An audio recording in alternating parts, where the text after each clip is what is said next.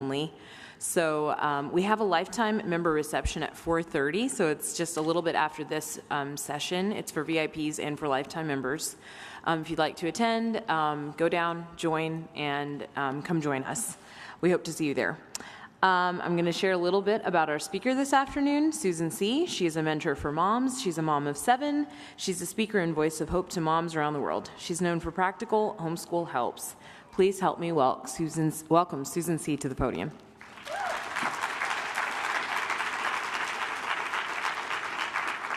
Thank you. Appreciate it. Hello. Just out of curiosity, because I like to know these kinds of things, who has been with me all day? Are you kidding me? That's outstanding. That tells me a lot about you guys. I appreciate that. Because I can just spot my people. And when I meet my people, I just love it. So we are together for our final session today, and it's a little bittersweet for me because I've had a great time with y'all today. I hope that those of you who've been hanging with me have had a great time as well. My hope is that when you leave this event today, that you leave with a little bit more joy and a lot more hope. That it's you feel more and more encouraged in this call to homeschooling and in your role as a mother and a father in this journey.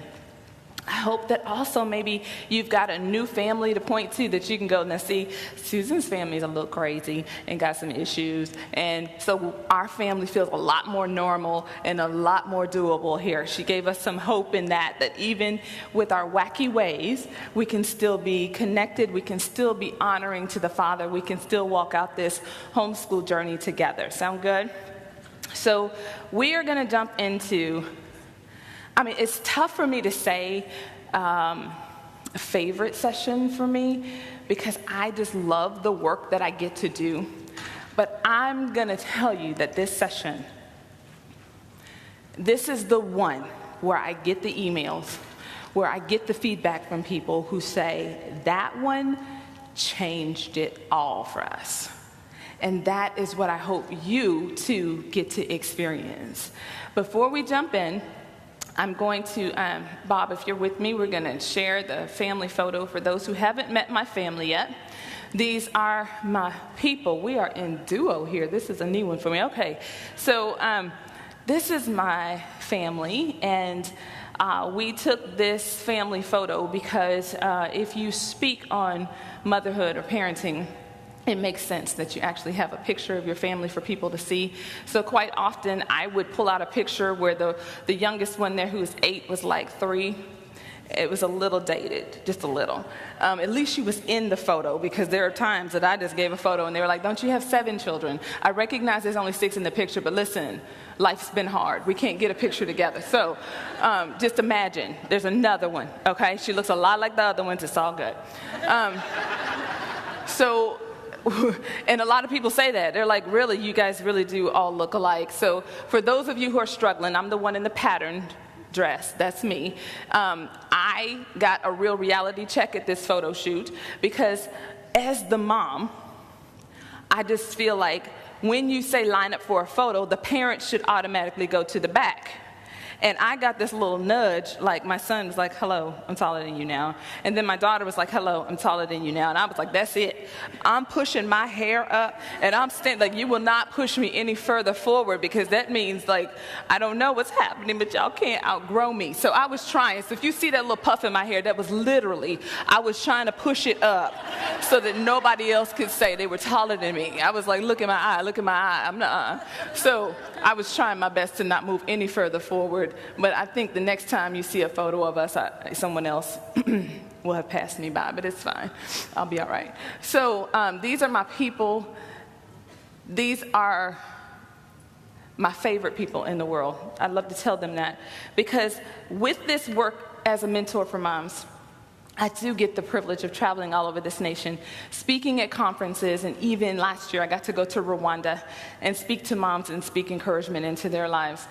So when I get to meet some of the most fabulous people all over the world, I always want my people to know that you all are my favoriteest people on the planet. Like, I love what I get to do, but I equally love coming home to you and looking in your eyes and hearing your stories and enjoying being a family together. So I wanted to introduce you to my people to give you, as one mom said at the last conference, she said, oh, okay, when you put that picture up, I was like, okay, she got street cred. And I was like, street cred? She was like, you know, you're not going to talk about how to have a family and how to do all these things, and then you're going to put up a picture and you've got like a 6-month-old, and we're all looking at you like, okay, that's a nice theory. Let's see you in 10 years. Let's see then what you say, and then let's see you in 20 years and see if you're still saying the same thing. So yes, I am saying this after having done this work. There's a reason why you all haven't seen me, because I was in the trenches just like you all are. I was at the kitchen table. I was in the living room. I was reading the books and doing the read alouds, and I was doing the hair pulling out and the crying in the bathroom and trying to remind myself, why did we say this was a good idea? I think these people are trying to kill us, like that kind of thing. So I have been out there in the trenches, and it wasn't until, honestly, until the Lord said that he wanted me to do this work that I came. I was committed to only doing what I felt like he led me to do, because I knew how integral it was for me to continue to equip and train my own children and not just be out speaking to other parents. So now I'm in this place of doing both, but I'm always going to be committed to following the Lord's lead. So if he said today was my last day, I want to pour all that he has told me to say out into you and trust him for the next person that's to come and pour into your lives. So I'm grateful for this time, because none of us are promised that we'll have another moment together. So we want to make this one count. Sound good? All right. So let's move on to the next slide. I want to let those of you know who haven't been with me yet that I do have a podcast called the Mentor for Moms Podcast. I have it on these 4 different outlets, channels, platforms. I do that so that I can do my best to be as accessible to you as possible. So if you are a podcast listener, I invite you to listen to this podcast. It's our opportunity to hang out on the virtual couch, for me to speak encouragement into you, for you to listen to that if it's 2 o'clock in the morning or if it's 12 noon. Wherever you might be in the world, you and I could be together and connected, and hopefully you will find that it's worth the time and the investment to do that. But today, we are going to jump into the 10 questions. And the 10 questions are a tool that I look forward to putting into your hands. I look forward to you going home and doing this. And it is an opportunity for you to connect with your children in a way that I've not found another comparable resource. The reason why to do this is it is an opportunity for you to create a connection between you and your children, and you're going to give them an uninterrupted opportunity to share their hearts. I want to stress that, and I'm going to keep saying that, and I'm going to keep saying that, because I don't think as parents we realize how often we might interrupt our children, and how giving them the space to be uninterrupted will change the things that they actually say to you. Like valuing a pause, valuing their words enough to pause for them. We would do that with another adult, but in our children, sometimes we feel like we already know what they're trying to say. You can kind of see them looking at the candy in Target, and you see them pointing, and you already know. So before they even start to ask, you're like, and no, we're not getting that. And they're like, oh. But sometimes I've had them humble me by saying, no, I was trying to show you. Did you see that picture on there? Or they're talking about something else. But in my mind, I already knew where they were going. So I was already trying to cut it off like, no, don't ask me for another thing. You asked me for everything in this store. Don't ask me for another thing. When really, they had something on their minds. Now, if I had a friend with me who did that, I wouldn't dream of cutting her off. I wouldn't dream of saying, okay, all right, enough out of you. Don't say anything.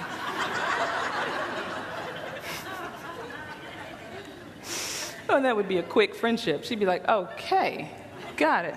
All right. So these one-on-ones are going to be intentional about listening to what's on our children's hearts and minds. So if you were in the last session with me, we talked about the difference between hearing what our children are saying and really listening. This is going to be a listening time. You and we're going to be the same 6 months from now if we don't get intentional with our kids. If we don't get intentional about the work we're doing with them, if we don't get intentional about equipping ourselves and building our skill sets, then we're going to be the same, if not more entrenched in bad habits or ill-equipped ways if we don't get intentional about equipping ourselves. And I think you being in this session, you're already coming into a place and saying, I'm here to learn, I'm willing to be equipped. And I'm grateful for you being here. I'm going to give you the context for how this entire conversation or this tool was created, and it's simply this. My husband and I are successful business owners. We have a real estate investment company that's allowed us to do the hard work to retire my husband off of his corporate job 15 years. So for 15 years, he's been running our own business. And he and I had a whole lot to learn about going into business, getting employees, growing a business, making it successful in a way that he doesn't have to keep looking over his shoulder, reminding himself that he has a master's in business and he could actually go get a job. That he's now at the place where he's sure that we've built something sure enough that he's good. But one thing that the corporate entities have in place that we as families can benefit from is the concept and the idea of a one-on-one or feedback session. Anybody familiar with that concept? So a one-on-one is simply an opportunity for you to sit down with your direct manager or with their manager, and they give you feedback on how you've been doing at the job. And it's your opportunity to hear how you're doing on the job versus how you think you're doing. You're like, I've been showing up on time, I've been getting the work done, I'm good. And they're like, so, here's the thing. And then they give you feedback, or they might even give you feedback from your peers. And you're able to see how you're really doing versus how you think you're doing. Now, I say, wow, look at that concept and that principle in place. What if we actually did something like that within our homes? What would happen if we were able to give our children the opportunity to give us feedback on our relationship, on how it's really doing versus how we think it's doing? Because here's the rub, moms and dads. Quite often, we don't find out how we're really doing with our children until those teen years, when they're vocal enough, they're big enough, and they begin to give us feedback in other ways that isn't quite so pleasant.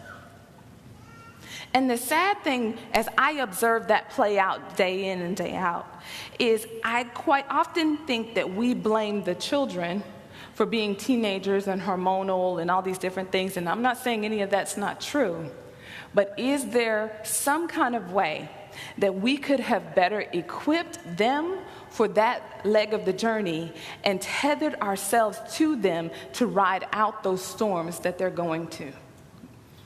It's going to happen. How can we better prepare ourselves for it? So this tool is one that is a one-on-one feedback session that I encourage you to do every year with your children. You can do this at any time of the year. I will just share how I've done it over the years. And I have done this with my children for the past, Lord goodness, I'm trying to do math in my head, and bless it, it's not working. But it's been somewhere between 13 and 15 years. So this is not something I came up with last week and was like, you know what, y'all, you should try this. Like, we've actually done this in our household. And I have done this typically I do this at the beginning of the school year. I think it's a great way to start the school year. It's a gentle way of creating relationship connection because we need that to go through and do the work. I need to know our relationship is good, and I need to know where it's not good so that when I'm doing things or asking things of you, I can know I'm pulling from a strong relationship, or I can already know that there's some brokenness and there's some weak areas that we need to address. It will change the way I give you instructions. It will change the way I do correction with you. It will change the tone in which I address you and how I deal with it, because I'll know better about where we truly are versus where I thought we were. And that is one of the huge benefits of even having this in place. So let's jump in and let's talk about some do's and don'ts. For do, when you plan to do this, I want you to plan your time with your child. That means get out your calendar, make a date, make an appointment, write it down, and on your everything, keep it. On everything, keep it. Because things might happen in life, and we might think it's a legit thing that Aunt so-and-so and Uncle somebody came into town at the time we were supposed to do this, and in our minds, no big deal, we'll just do it tomorrow. But once your children get an idea of what this is, they will value it. And for you to break your commitment to that time for them is not a small deal. It's a huge deal. Make an appointment and keep it. Make an appointment with those older kids by really asking them, are you available on Tuesday at 8 p.m. for you and I to have a one-on-one together? See, I was that mom that was like, I got this. I'm your mama. I know your life. You ain't got nothing going on.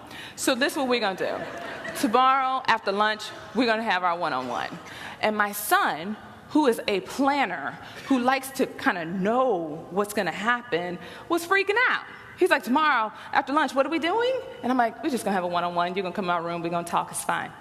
Now, the other part of my son is very much given to perfectionism, very much given to the plan and all the things. I'm very spontaneous. You didn't know that about me. You didn't pick that up. Yes, you did. So I'm like, let's go. We got it. Let's do it. And he's like, what are we doing?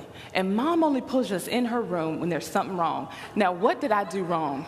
And now he's playing in his mind all night. What did I do? What does she know? How bad is it? What's going to happen? All the things. And I'm like floating around with life doing just fine. I don't think anything's going on because we're going to have our one-on-one. It's going to be great. Now imagine the start of that conversation when I pull him in the room and I get to question number 1 and he's sitting there looking at me like he's going in for an interrogation and I've got like the swinging light bulb. Like he can just picture that this is going to be bad. She's got something good on me. That's why she doesn't even want sisters around, right? And I'm sitting there like, come on, son, pour out your heart. Share with me all the things. I'm here for it. I just want to hear where you are. And he's just still looking at me like, I don't trust any of this. Something is not right. I don't know what's going on.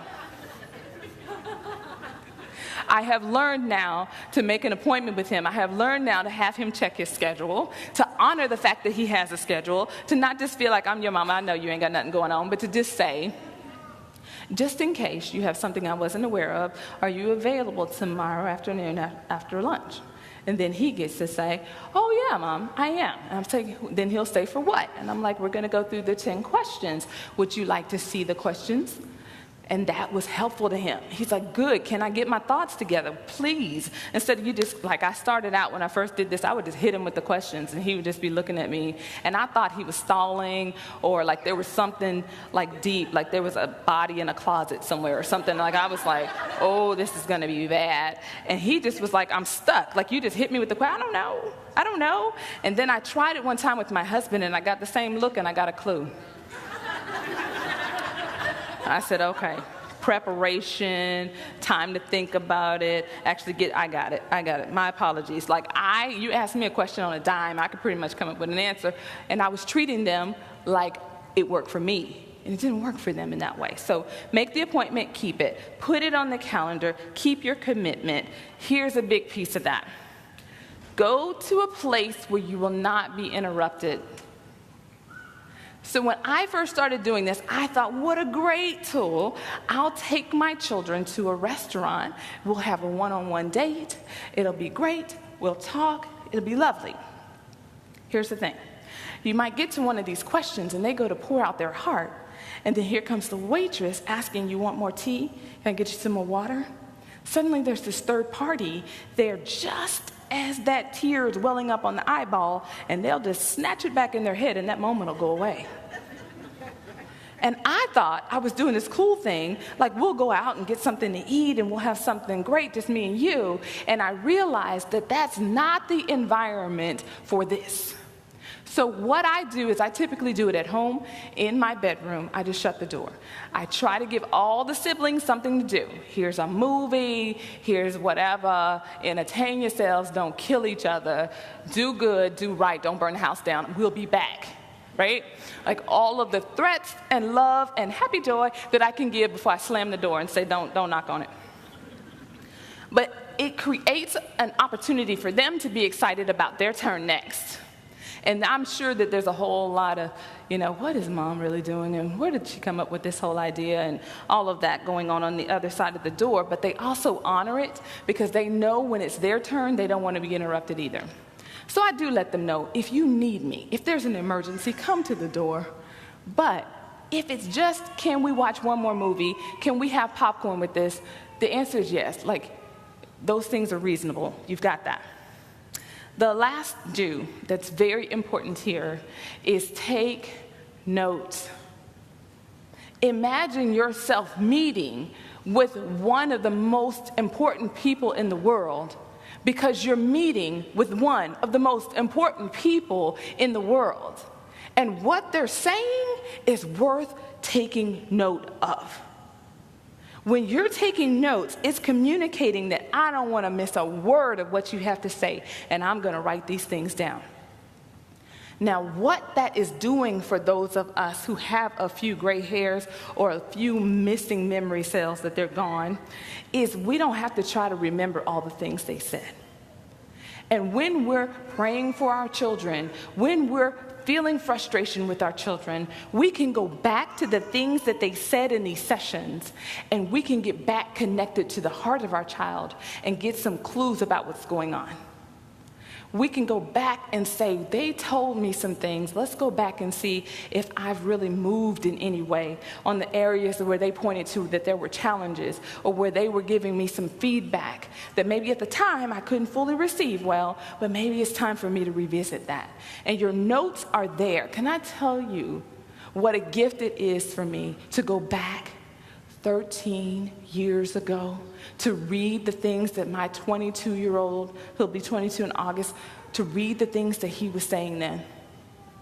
What a gift it is to go back and read the things that he was saying to me, and then to see some patterns of things that mattered to him, some struggles that I can see even now he deals with, that he's dealt with for a long time, that I can give him perspective over where he was years ago on a heart level, and I can bring him forward to say, if God was faithful to you then, can he continue to be faithful to you now? Can you begin to see that maybe those things are part of the thing that God is going to use in you as you go forward in your life? Like, that's going to be part of your testimony, that's going to be part of your journey with him and understanding who you are and how he made you. But we have that because I valued what they had to say so much that I took notes on it and I kept up with it. All right, let's go to some don'ts. The first don't be afraid of silence.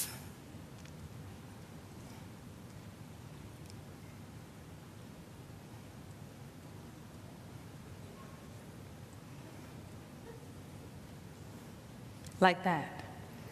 Because even in that, I'm sure some people were writing and they looked up like, did I miss something? Did she do something? What happened? Silence is a gift in this session. There will be times when you ask a question, and in that silence, they are weighing whether they should tell you or not. And if you speak too quickly, that moment may pass. Don't be afraid of the silence. Give them the space to answer the question. Now, here's the thing. Recognize when they're thinking about the question and when you've lost them. When they're just simply staring at the lint on their sock. and the sock lint has become the most interesting thing on the planet. And you have to kind of bring them back. Like, are you with me? Are you with me? And here's how I do that. I say, are you still thinking about that? And then quite often I'll get oh, wait, what was the question again? And then I get to smile and just ask the question again. I do my best to keep this as a judgment-free zone. I keep this at a place where they feel completely safe and they don't feel rushed nor judged for their answers or even their wandering minds, because they're children. Listen, I'm not a child and my mind wanders, so I get that. Do not use this time to correct or discipline your children. The safety and the vulnerability will go if they feel like as soon as they share something with you, you're going to be like, wow, I didn't even know that happened. Really? And you're in it. And they're like, woo. Because here's the thing, mamas and daddies, listen up. What if what they shared with you was only the beginning? What if there's more? And you jump in to correct it and to deal with it on the spot, and you miss that was only one of 5 things that they had to share with you that day. The next one. Do not share the information that they share with you outside of your marriage with anyone else. Please value and treasure that they trusted you enough to share this. And even, careful here, joking about something. Oh, remember when you said that? That was funny, because you'll see their faces go, oh my goodness, did they just crack a joke about that? And what happens is the conversation jumps up in their heads. Well, who else have they told? Does everybody know? What else have they talked about? Are those things safe? And it goes into a place that you don't even realize this happened because you were just trying to have fun with them. But for them, this was real. No matter how much you think that's so a non-issue, for them, it's all they know. So to them, it's a huge issue. Lastly, don't take what they say as truth, capital T truth. Take it as little t truth. It is true for them. That doesn't mean it's capital T truth. What I mean by that is they may say to you, you are so mean, hard, unyielding, overreacting, all of these different things. And for them, that might be completely true in that moment. That doesn't mean that you are a mean mom or a hard mom or whatever. You go back and weigh what of what they said is true, not take that on as this is completely true. It's completely true for them and their experience of the exchange. But quite often our children can draw meanings from things that because they simply don't have the biggest picture of what's happening. They don't have the biggest picture of how we were making that decision because they're children and we want to honor their childhood in that. But listen for the heart of it, but not take it on as it's completely true of who I am. Does that make sense? Okay, good. I started to see some heads. Okay. All right. So let's go into a few challenges, and then we'll jump into the 10 questions. Here's some challenges you might face. What if they won't answer my questions? I say, let that be okay. Because sometimes they're testing to see, is this real? Is this just something mom and dad heard at a conference? So they're going to bring this home. We're going to try this out. And so they'll forget about it in 6 months. It'll be good. I'm glad because this is weird.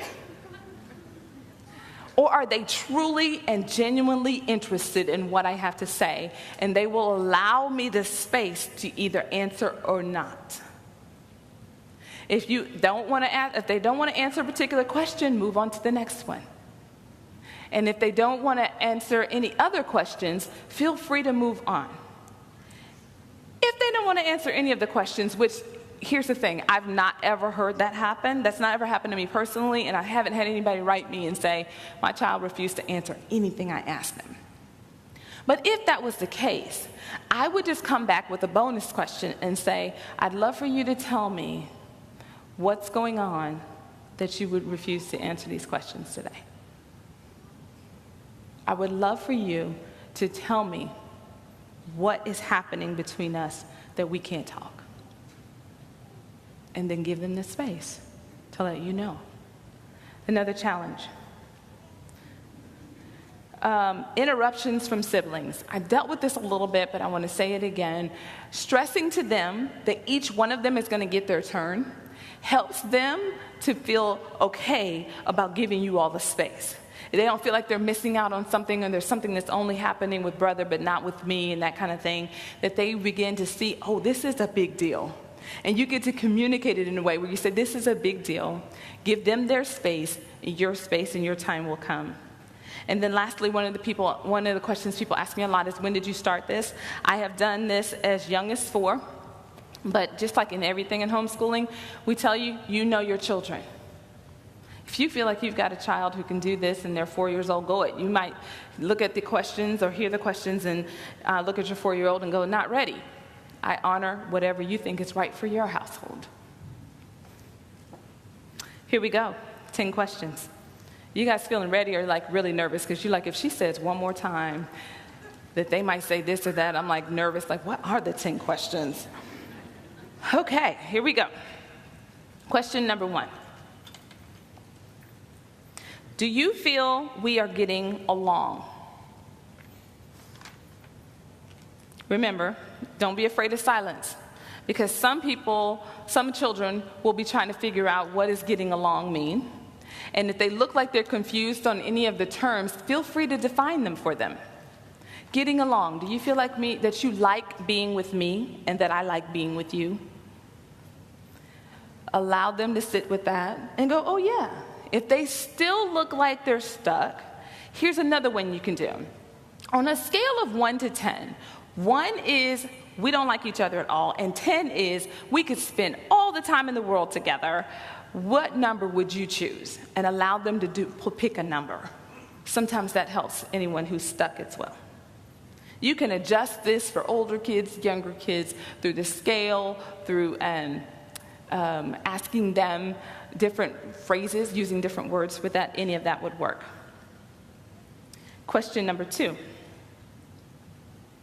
Can you name some ways you think we could improve our relationship?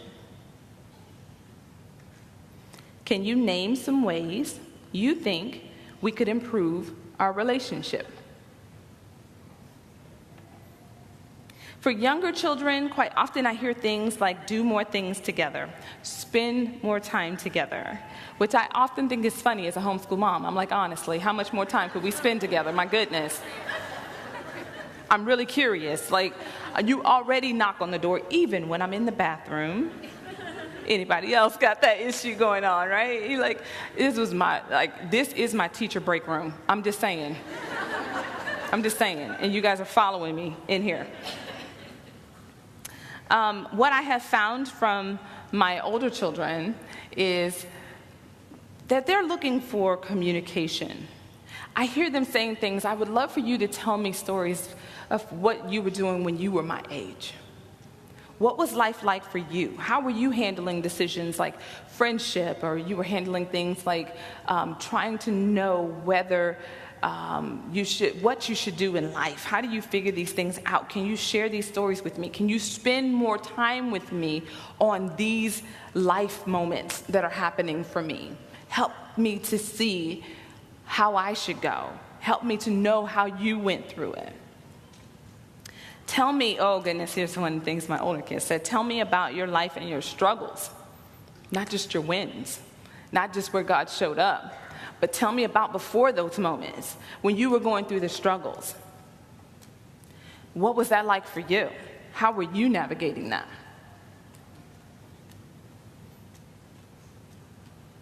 Number 3.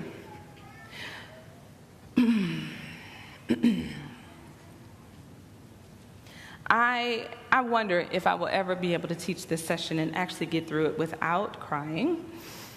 Whew. And I'm not sure that's going to happen. And I think it's because I recognize what a gift this has been for me. So when I reflect, when I'm teaching you these questions, I'm reflecting on several moments in my head that my children and I have shared, and it always brings such tears of gratitude to hear these things. So here's a question. Do you believe that I really care about who you are as an individual or just how you behave?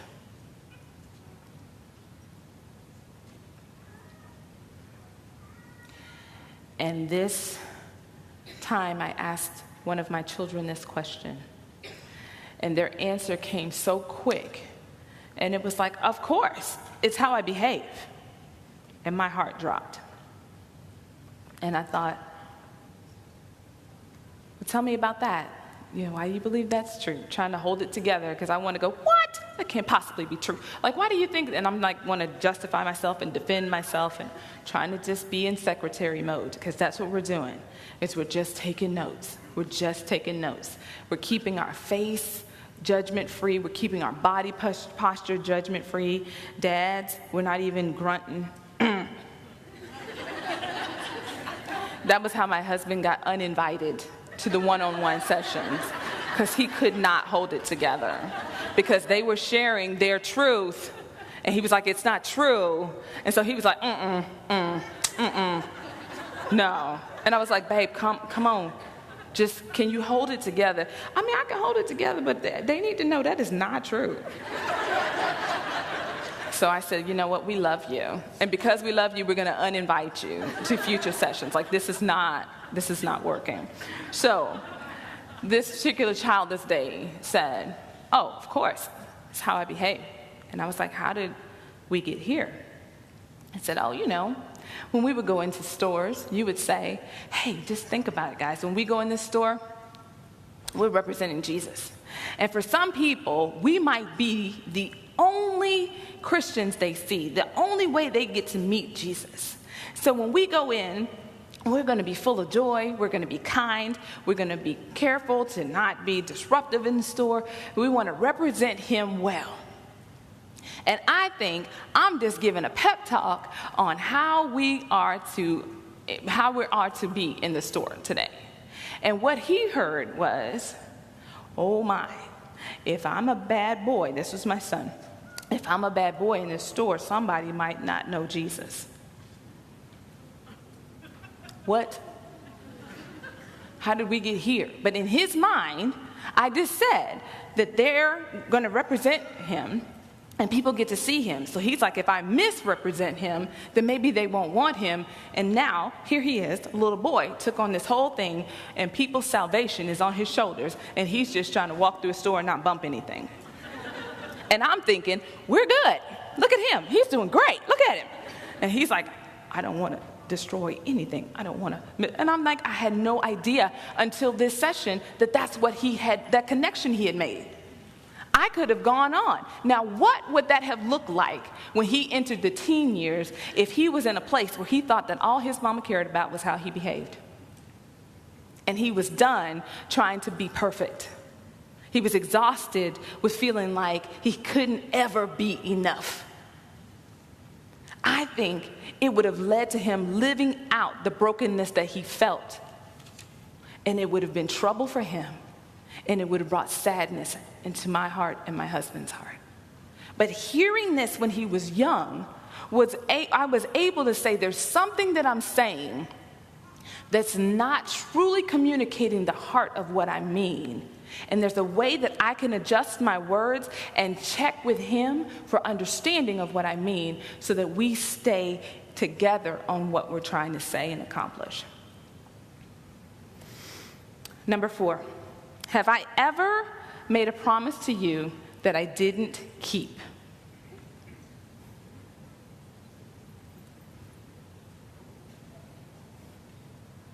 Imagine that our children are walking around and we've made them some promises and we've moved on because we forgot. and they're still holding that promise and believing that we're going to fulfill it. And the more that time goes by, they're losing hope that we really care, that we've forgotten them, that they're not valuable. And let's not overlook that the enemy of their souls is whispering in their ears that they really loved you, if they really cared about you, if that was really important, they wouldn't have forgotten you, right? And they're carrying that, and they're walking with that, and we're moving on. We're great. I have had my children bring up things that I said in this session, and they've told me. And it was humbling because they were right. I had completely forgotten. Number 5. Do you feel that I respect you? Which is combined with, do you respect me? So it's out to them. Do you feel that I respect you? Do you respect me? I'm so grateful to be speaking this weekend with Emerson Eggert has been here to share. So those of you who have been in his sessions or familiar with his work, you know how much he talks about the love and respect dynamic. And I was not aware of how important that word was in this particular question until his work came along. Because here I am raising my son in a household full of girls. I could have easily said, do you love me? It could have easily been the word. I did not know that respect was going to be so huge, especially when I'm doing the sessions with my son, because I was speaking to him in a level and a place that he really understood, and it really connected with him. So when he answered this question, I was really getting to his heart as a young man growing up to be on his own. Number 6. Is there something you would enjoy doing together? Is there something you would enjoy doing together? Here's the glory of this one. Anybody find some birthdays coming up, and as the kids get older, you get less and less clear on what in the world you should do for them? This is the time that I go back to this and I go, what did they tell me in those sessions? Like, what really means something to them, so that I'm not just doing stuff, but I'm actually giving them something or doing something with them that matters to them. It shows how much I value it, because maybe I didn't fulfill it right after our one-on-one session. But the fact that several months later, during their birthday, or at some time when I want to celebrate them or reward them in a way that speaks to their heart, I'm going back to what they've already said, and I'm tapping into those answers to give me clues on how to love them best. It's not something I made up. It's something they actually shared. And sometimes they share things that they think is impossible or they think will never happen. And so it's even cool for them that you bring it up months later, because they've forgotten about it. They haven't thought about it. They didn't think it would happen, and you find a way to make it happen. It speaks to their soul on a level I can't even communicate to you. The next question, number 7. This is a buckle your seatbelt question. This is a hold your face question. You might want to ask this question and continue to stare at the paper, like don't look up. Here we go. Is there some secret that you are keeping from me out of fear that I would love you less?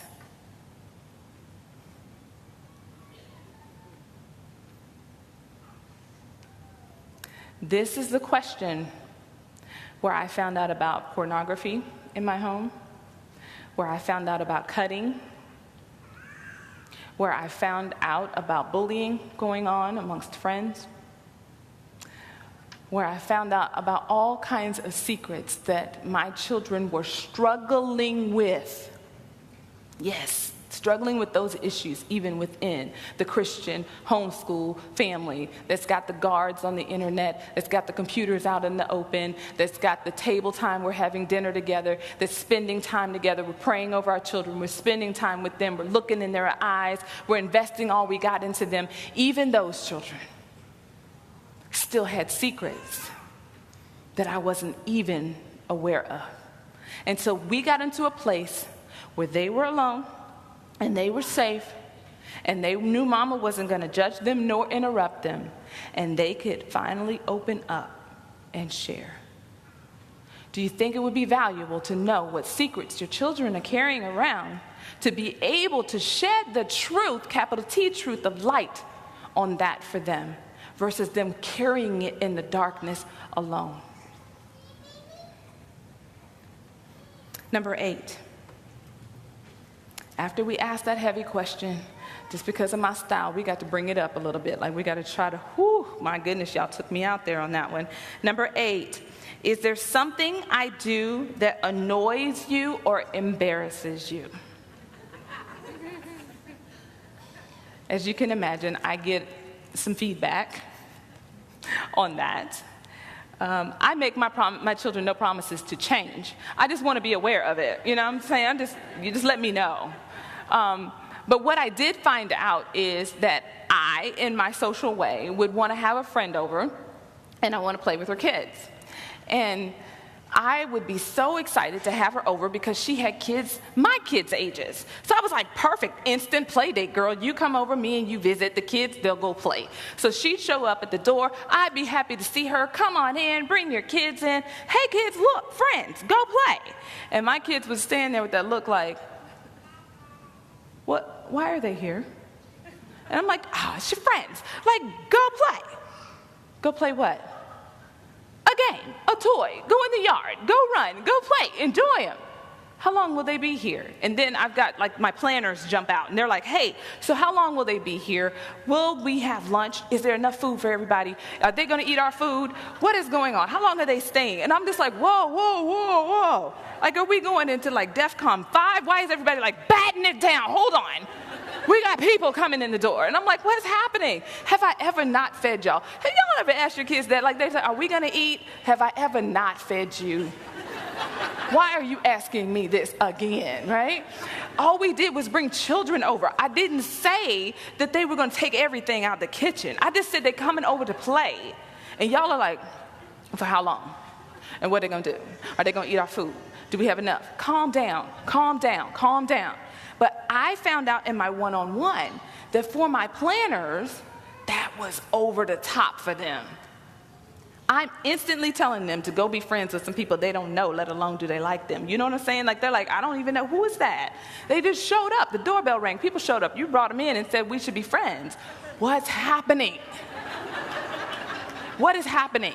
So I learned through these feedback sessions that was sending my children into a place of not liking me. Like, they were really feeling irritated by me and not wanting to really enjoy the part of me that brings our family alive, was also starting to really challenge their desire to respect and honor me as their mother. Does that make sense? So getting this feedback gave me valuable opportunity to learn from their perspective what that feels like. And then suddenly I was like, oh, that is kind of rough, isn't it? Okay, all right. So what if once I say to a mom and we finally get excited that we could actually make this work? Anybody else had the hardest time just getting together with another mom friend? Like, can you do it? No, I can't do it. Can you do it? No, I can't do it. And then we finally find one that works. We're just happy. And that was me. I was just happy. I forgot to, like, actually fill in everybody else that was involved in this decision. So now I've learned to really prep them as much as I can for what's going to happen. Hey, they're going to come over. They're going to be over for a couple of hours. You guys can play some games. What games do you think that you'd want to share with friends? Because they got the things that are like my things. They're actually special to me. They are a game, but I don't want them broken and I don't want them lost. It's not just something we play casually. And then there's the games that we just like, whatever. Some of my planners actually want to think through what games. So they're like, what ages are coming? Ooh, what game can we play? And, like, they go into camp counselor mode where they want to, like, pull out balloons and chalk and things. And I'm like, okay, well, whatever. I mean, I'm good. Just can me and the mom finish a conversation? I'm just asking. But it made a difference for them. And I was happy to know that that was something so doable for me. But I could have easily just kept going on my way and felt like, hey, I'm the mama. They over here. This is my house. Like, they can come play.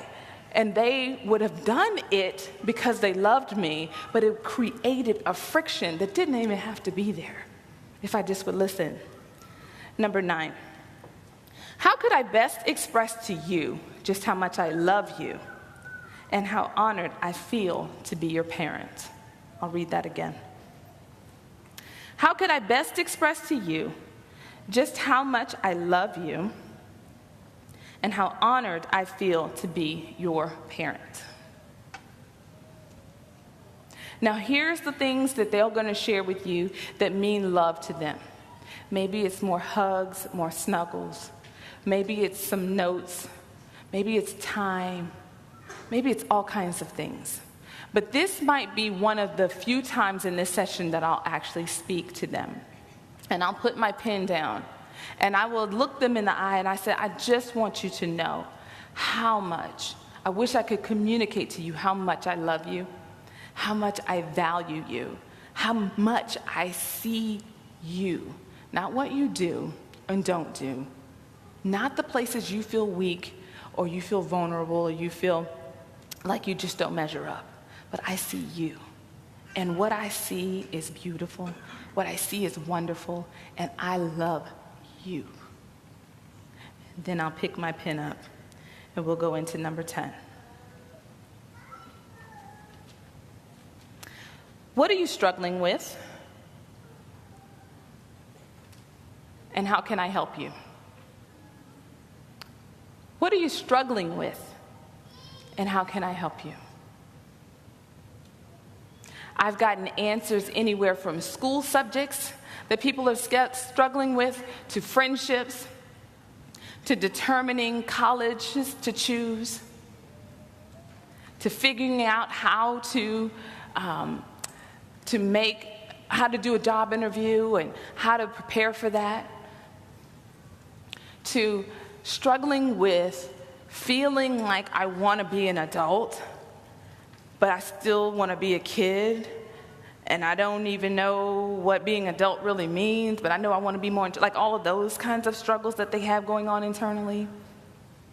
But every single struggle that they've shared has been valuable to know, because most of the time they're sharing struggles on things that I didn't even know they were thinking about yet. I'm thinking they haven't said anything, so I didn't know that they were trying to figure out, how do you know whether you should get in a relationship or not? How do you know whether it's love for someone or just interest? How do you know that you're picking the right school or not the right school? I didn't even know they're thinking about that, because sometimes I'm thinking, I'm thinking to myself. I'm not saying it in the session, because I'm still in secretary mode. I'm just taking notes. But I'm thinking to myself, really? You're thinking about that now? Like, that's a struggle for you? I wasn't even clued in that was even on your mind. But that is the beauty of what an uninterrupted time together gives us, is it gives them the chance to have the floor. It gives them the chance to share what's going on, not on a surface level, not on their head information level, but on the heart level. Because on the heart level, that's the place we connect. That's the place of true intimacy. And on the heart level, when we have conversations like this, that is the place, the only place where we experience transformation. Jesus was a masterful heart-level conversation haver. That grammar, bless it, okay? It's like after 3, it's been a long day. But he was masterful at having heart-level conversations. How do you know? He could talk to someone and ask them a question, and in a moment, they would change their entire lives. Because he wasn't talking to them about facts and information and data. He was getting somewhere to the heart, and the heart is the only place we transform. And if we as parents can know that that's the only place we transform, how valuable would it be for us to ensure and to be intentional about having heart-level conversations and connecting with our children? Because the time to tether with them is now. We live in a world that is shaking and quaking with chaos and fear. We need to be tethered to one another to ride it out as we continue to seek and pursue the will of God for our families. And I am hoping that the tool that I've just shared with you in these 10 questions is just one that you put in a toolbox to tether you and your children together so that you all are connected to ride that out and to do it well, to come out on the other side and look back at the journey and celebrate the grace of God that has been on your family simply because you had a tool to ensure that you could ride it out well. It's kind of like you wouldn't want to get on a boat that doesn't have lifeboats on it, right? I mean, a ship. My family gets on me like it's a ship. A boat wouldn't have a light. Oh, goodness, homeschool children, they know all the things, okay? Oh, goodness, okay? The big giant boat, okay? The giant ones with the little boats on the side, okay? You wouldn't want to get on one that doesn't have the lifeboats on the side. You'd be concerned about that, right? You're like, this is a problem. What if something goes wrong? We can apply that same idea and principle to our families. Like, what do we do if we're going to encounter a storm and we're going to encounter troubles and we don't have the equipment? We haven't equipped ourselves to ride that out. My hope and my prayer is that I have given you a tool that becomes a lifeboat. It becomes a place you can go to help ensure that you're able to make it through the storm. If we could advance the slide. I'd love to tell you about what's available in my booth here. For events, I offer an Intentional Mom kit. I only do it at events. You're also welcome to get anything a la carte, so any single piece. But I'd love to just take a moment and tell you about the pieces that are available in the kit. First of all, it's my book. I always introduce my book in this direction versus most professional speakers and authors who actually hold it up. I do that so that my people can recognize a resource for them, and that is a book that is doable and readable because it is not a tome. It does not compete with the size of the Bible in the name of helping you be a better parent. Come on, somebody. Like, we got life to live and children to raise, so if we could just have something where you just give us the practicalities of what you're trying to say, and we could read this, digest this, and get to work, then that's what I wanted to write and equip you with. The 10 questions that I shared with you are just one card out of this set. My last session, we did one card. So if I hold up 2, you see there are still several heart-level conversations to be had with your children in this entire deck that comes in a set. This other piece here is simple ways to be intentional with your children and to help you build a rock-solid relationship, to help you to walk out the purposes that God has for you. And those come together in a set. And lastly, we have these personal permission cards, which it says, today I give myself permission to. One of these that I filled in as an example in that blank space says, eat my favorite treat without any guilt. I'm just saying, sometimes you need to give yourself permission for that. Today I give myself permission to clear my schedule. We are executives and managers in our homes, and sometimes executives recognize that they have a lot to do, and they need to clear their schedule in order to accomplish the things that are most important. Here's the one that I think is important, and I almost wish I would just print this one instead of letting you fill it in. And it says, today I give myself permission to believe the best about myself. Because we can be hard on ourselves, mamas. To believe the best about ourselves. These come in a set of 30. You can take these, use one a day for a month, or one of the more popular ways I've seen is that moms will get together, a group of friends, and share with them what they learned at the conference, share with them what they've learned from the book, and share some of the ideas of how they want to be more intentional. And then they'll encourage their friends to take one of these cards and fill in their answer for what spoke to them, what was a takeaway they had from what they just shared. And then as friends, they'll hold each other accountable and support one another as they walk out being more intentional. All of those things are available in the kit, and they come together in this tote bag, which I intentionally, did a dark color. Yours would be navy blue. This is the original bag, but the new ones are navy blue. And it's because I recognize that mom life and parent life is messy. So we don't need white or cream tote bags that just expose the messiness and the foolishness that goes on in our vehicles. So this hides it. It camouflages it. It just says, no, we're fine. No, we're fine. Now, heaven help you if you bump into it. But from a distance, this looks good. You know what I'm saying? So it's got a pocket here. My big phone actually fits in there. But this bag communicates to my family what I'm being intentional about. So whether it's Bible study, whether it's certain materials that I'm reading, a book that I'm reading, I put it in there. They know this is the bag to grab when we're going out the door because this has what matters to mama in it. And this says to me that I am being intentional, even though sometimes my circumstances might make me feel like I'm not, or like things are all going awry. If we could advance again. I'm going to have a drawing at the end of the day where one person will win a book, another person will win a card set. If you will text 444-999, and in the message section put mentor, the number 4, moms, make sure there's no spaces, then you can enter into the drawing to win either the book or the card set. I will be mailing that out to the winners when I contact them. But beyond that, it's going to prompt you after you send that in to put in your first name and your email address, where you and I can be connected for my newsletter, where I send out when I put out new YouTube videos, when I put out new podcasts, when I'll be speaking in different cities across the nation. I want to let you know, in case I'm back in this area or I'm in your area if you don't live here in the Houston area, it has been such a joy to share this with you. I pray that it's a blessing to your household and it tethers you and your family together. If you have any questions for me, I welcome you to come down to booth 102. I and my team are there ready to assist you, to encourage you, to pray with you, whatever we can do to be of service to you. And I sure thank you for your time.